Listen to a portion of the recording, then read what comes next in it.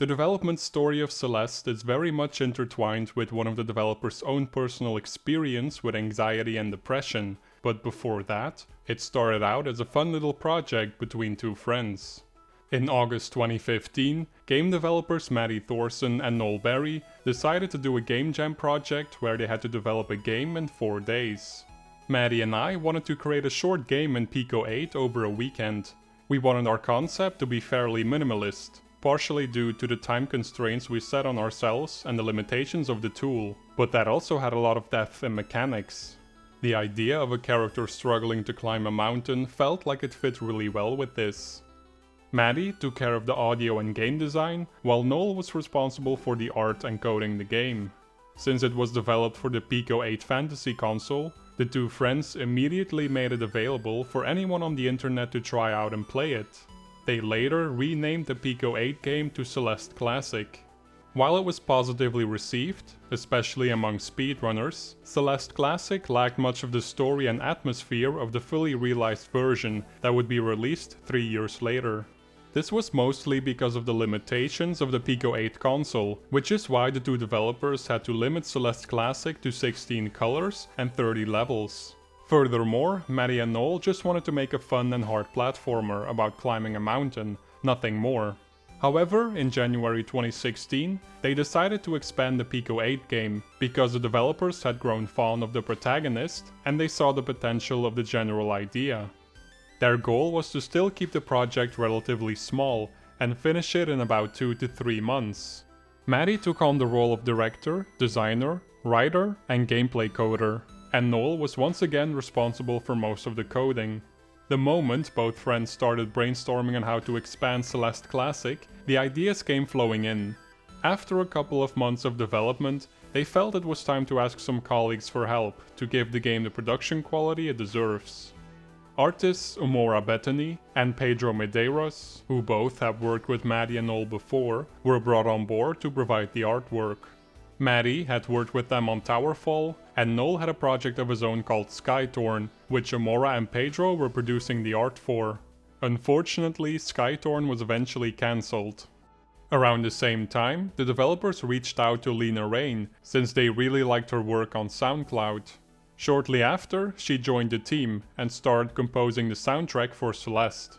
With the addition of these 3 talented artists, the game was making good progress. However, the team wasn't yet complete, since they still needed someone to help with the sound design. Luckily, Power Up Audio, the studio of sound engineers that also worked on Towerfall and Skytorn, agreed to team up once again for Celeste.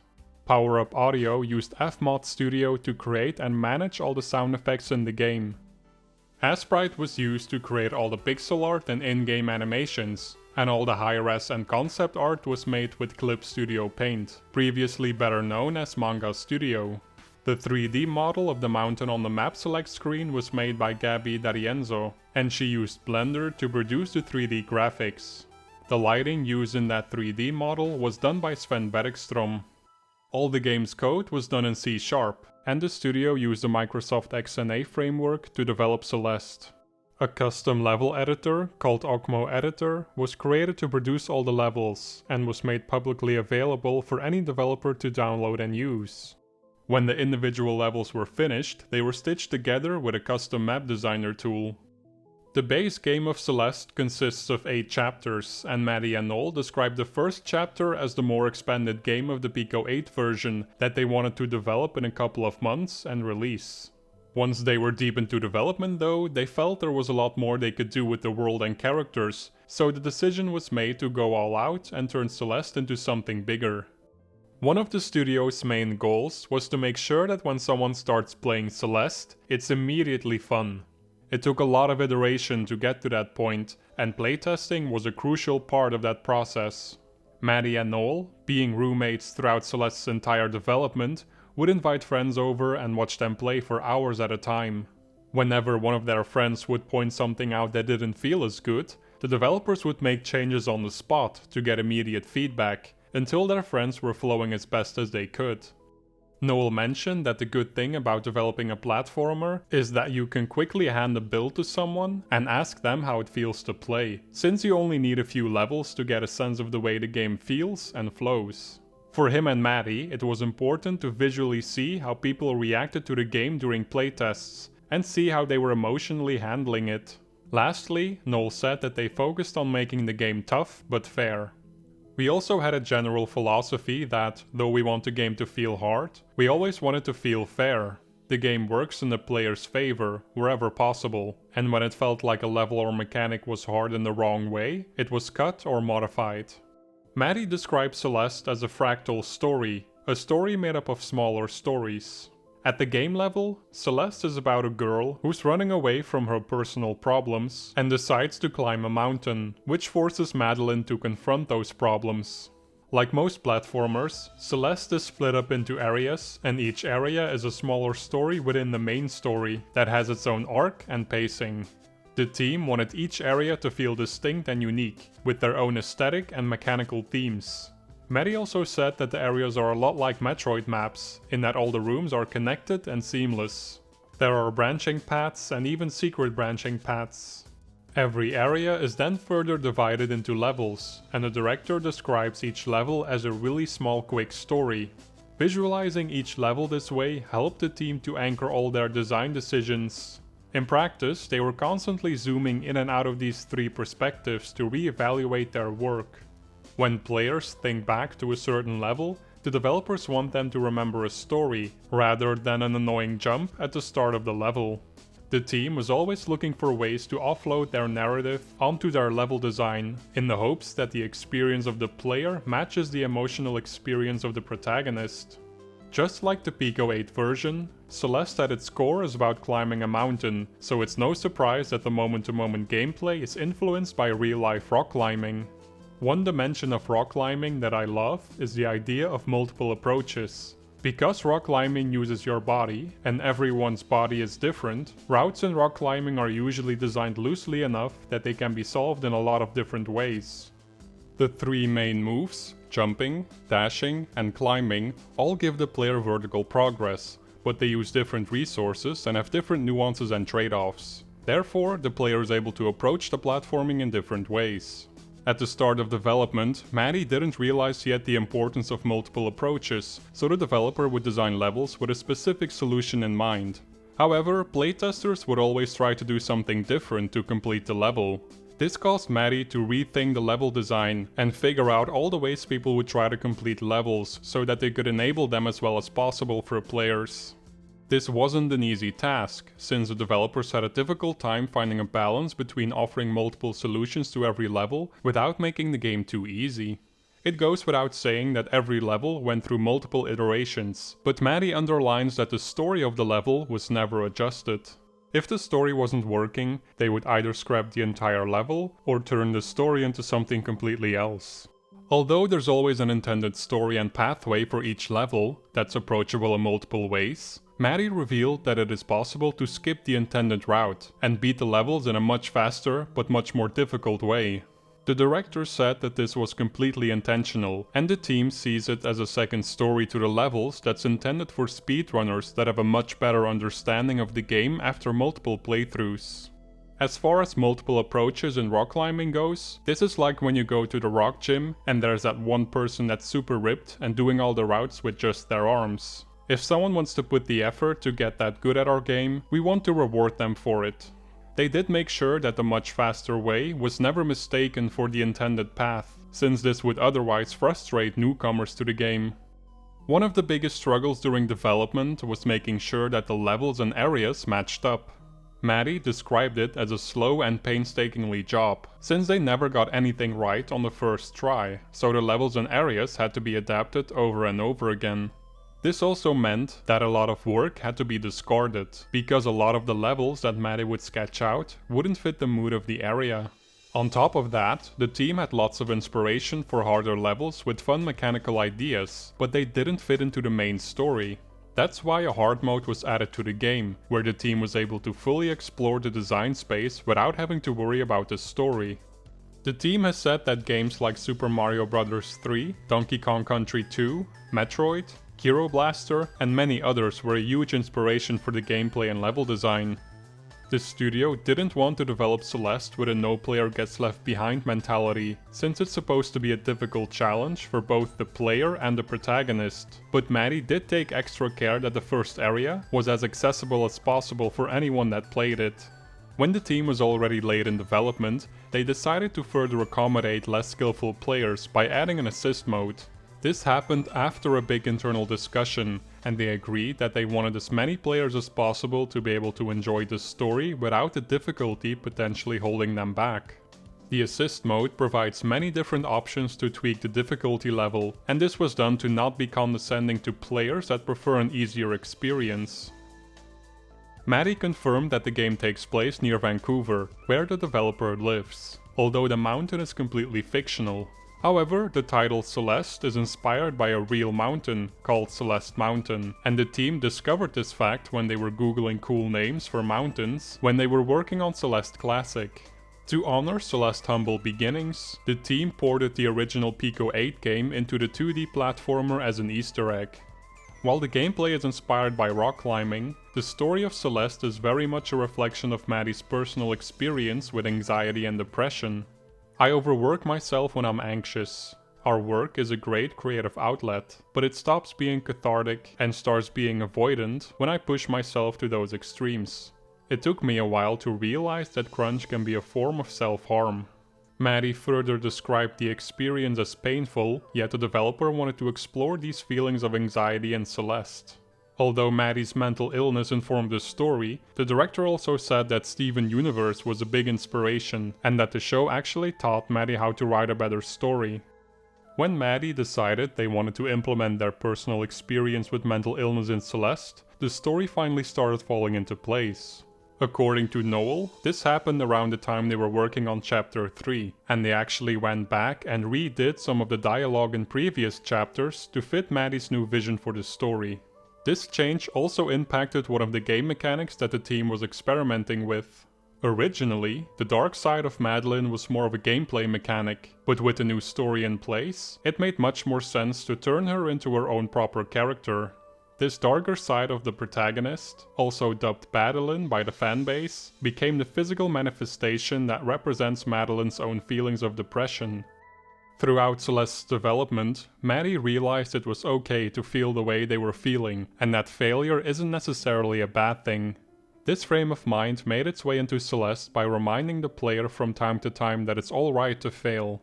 If you're making a game about anxiety and depression, it felt like to us that we needed to show the same kindness to the player that we want to show ourselves. Maddie and the team did make it clear that they didn't set out to make a game to help combat depression, but rather to tell a story born from personal experiences.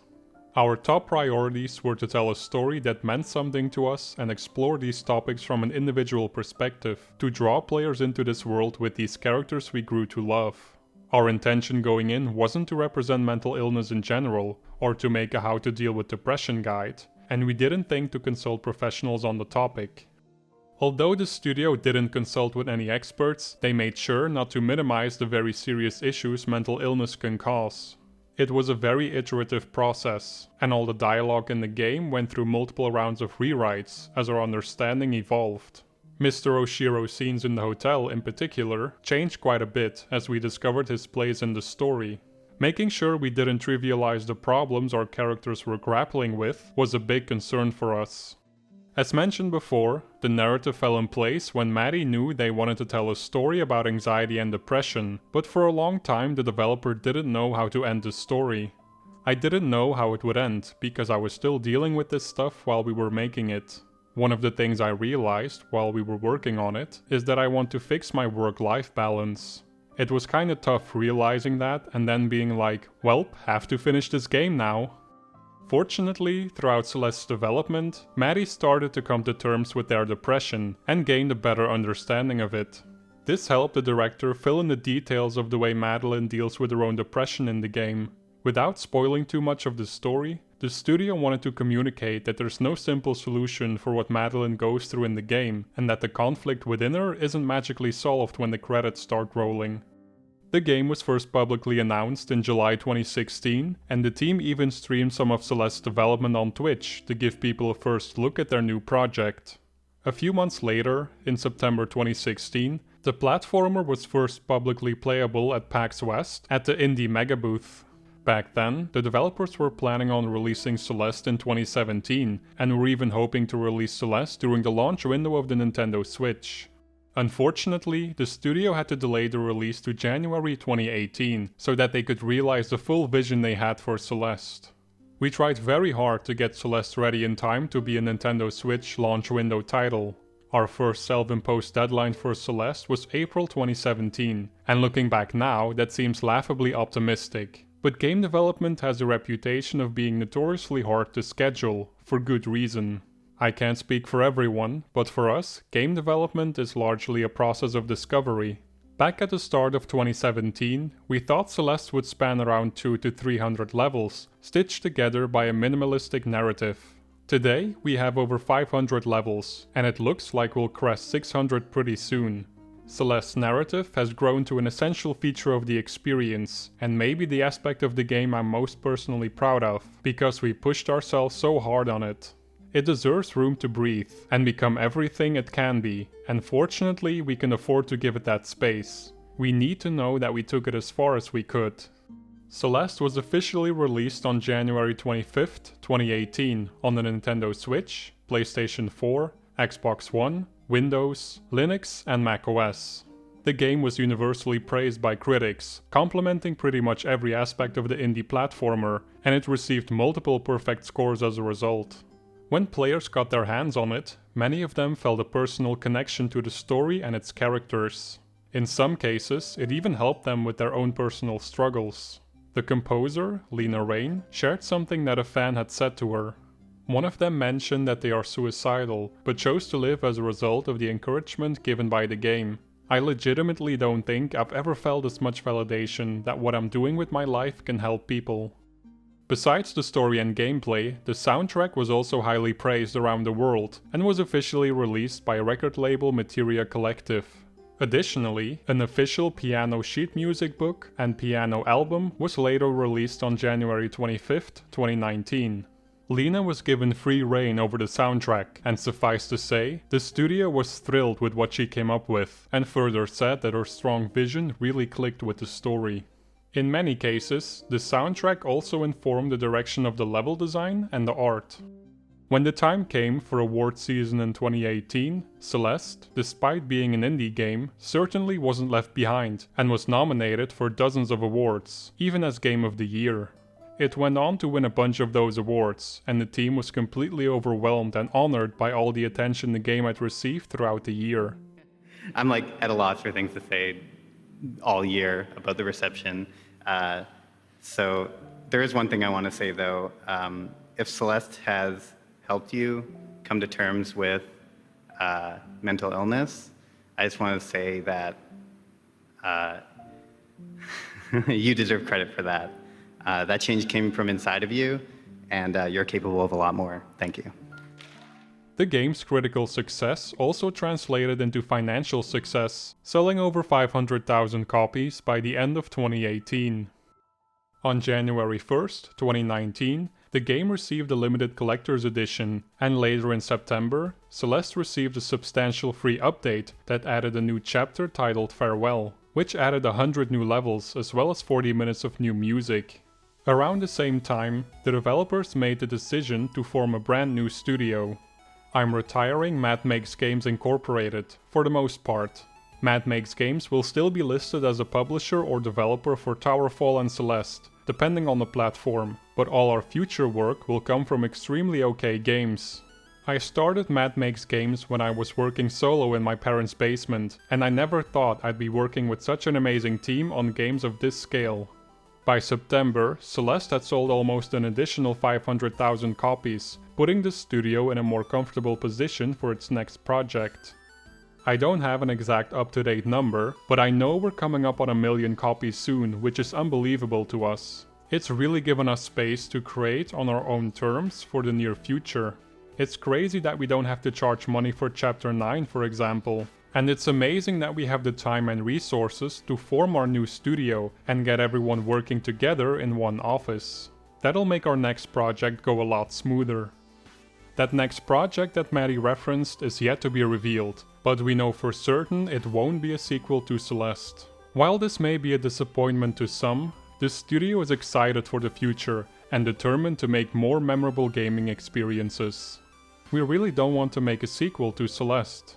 Maybe in the future we'll change our minds, but right now we don't know how we do a sequel justice. And besides, we're way more interested in making something new for our next full release.